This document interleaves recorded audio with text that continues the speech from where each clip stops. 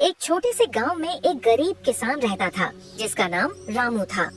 रामू मेहनती और ईमानदार व्यक्ति था, लेकिन उसकी आर्थिक स्थिति बहुत खराब थी।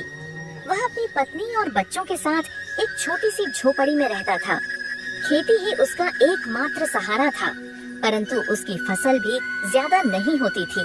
एक दिन रामू अपने खेत में काम कर रहा था कि अचानक उसे मिट्टी में चमकती हुई एक थैली मिली।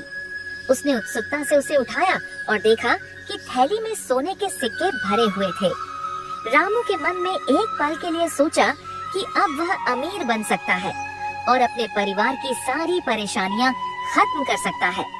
लेकिन तभी उसने सोचा, ये सिक्के मेरे नहीं हैं, किसी ने इन्हें यहाँ खोया होगा। अगर मैं इन्हें रख लूंगा तो यह ईमानदारी के खिलाफ होगा। ये सोचकर उसने उस थैली को गांव के मुखिया के पास ले जाकर दे दिया और सारा किस्सा बता दिया। गांव के मुखिया उसकी ईमानदारी से बहुत प्रभावित हुए। उन्होंने पूरे गांव में उसकी ईमानदारी की तारीफ की और यह घोषणा की कि रामू की ईमानदारी के लिए उसे इनाम दिया जाएगा।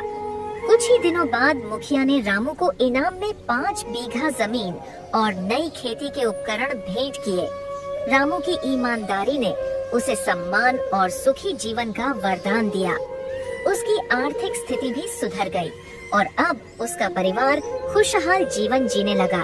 सीख: ईमानदारी का फल हमेशा मीठा होता है। चाहे तुरंत न मिले, लेकिन ईमानदारी का इनाम जरूर मिलता है।